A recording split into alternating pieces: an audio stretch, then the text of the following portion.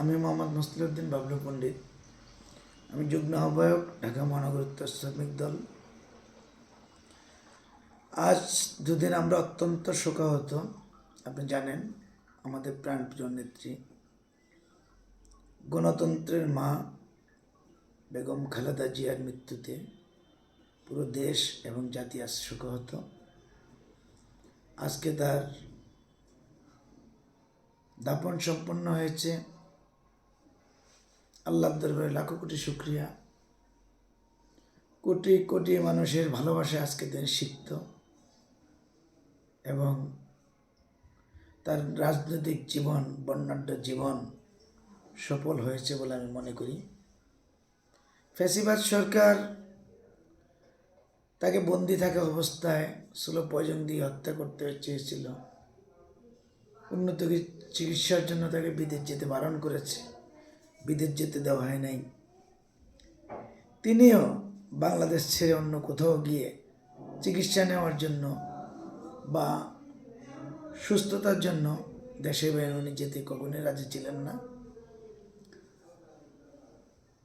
বাংলাদেশের রাজনৈতিক ইতিহাসে যতবার গণতন্ত্র ভুলণ্ঠিত হয়েছেন, এই মহান নেত্রী মহিষী নারী বেগম খালেদা জিয়ার হাত ধরেই গণতন্ত্র পুনঃপ্রতিষ্ঠা হয়েছে। জুলাই গণ অভ্যুত্থানে দেশনেত্রী বেগম খালেদা জিয়ার দিক নির্দেশনায় এবং ভারপ্রাপ্ত চেয়ারম্যান তারেক রহমানের সঠিক নির্দেশনার মাধ্যমে জুলাই গণ অভ্যুত্থানে ফ্যাসিবাদের পতন হয়েছে। আপনি দেখেন, আল্লাহ পাক যাকে সম্মান দেয়, যাকে ভালোবাসে, তাকে ইজ্জত দান করেন। আজ আমাদের নেত্রী মারা গেছেন, কোটি কোটি মানুষের ভালোবাসায় তিনি সিক্ত হয়েছেন এবং আল্লাহ পাক তাকে রাষ্ট্রীয়ভাবে সর্বোচ্চ মর্যাদা তিনি পেয়েছেন। আর যেই ফ্যাসিবাদ সরকার তাকে বিনা দোষে কারাগারে বন্দি করে রেখেছেন, তাদের কিন্তু বাংলাদেশে কোনো জায়গা নেই। তাদের মৃত্যুর পরে বাংলাদেশে এরম সম্মান তো, বিরল সম্মান তো দূরের কথা, বাংলার মাটিতে তাদের একটু স্থান হবে কিনা, জায়গা হবে কিনা, এটা আমি সন্দিহান। আরেকটা কথা হলো, বেগম খালেদা জিয়ার শূন্যতা কখনোই ফিল আপ হবে না। দেশের এই ক্লান্তি লগ্নে তাকে বড়ই প্রয়োজন ছিল। সর্বোপরি বলব, মহান আল্লাহ তাআলা যেটা ভালো মনে করেন তিনি উত্তম ফয়সালাকারী। আমরা শুকরিয়া আদায় করি, আল্লাহর কাছে দোয়া করি, এই মহিষী নারী আমাদের প্রাণপ্রিয় নেত্রীকে মহান আল্লাহ তাআলা জান্নাতের সর্বোচ্চ মাকাম দান করুন।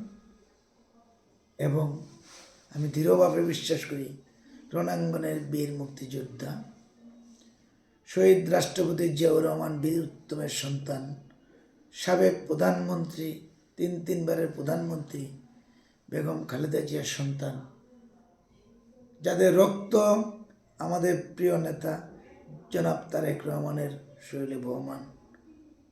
আমার দৃঢ় বিশ্বাস, এই শূন্যতা, দেশের এই ক্লান্তি তারেক রহমানের মাধ্যমেই আমরা আগামীর বাংলাদেশ প্রতিষ্ঠা করতে পারব। আপনারা দেখেছেন, আজকে তার মৃত্যুর পরও তিনি বলছেন সবার আগে বাংলাদেশ। তিনি বাংলাদেশকে নিয়ে ভাবেন। আমরা বিশ্বাস করি আগামী ফেব্রুয়ারিতে, 12ই ফেব্রুয়ারি নির্বাচনে তারেক রহমানের নেতৃত্বে আমরা সুন্দর একটি বাংলাদেশ পাবো ইনশাল্লাহ, এই আশাবাদ ব্যক্ত করছি এবং আমাদের প্রাণপ্রিয় নেত্রীর বিধি আত্মার শান্তি কামনা করছি। আপনাকে ধন্যবাদ।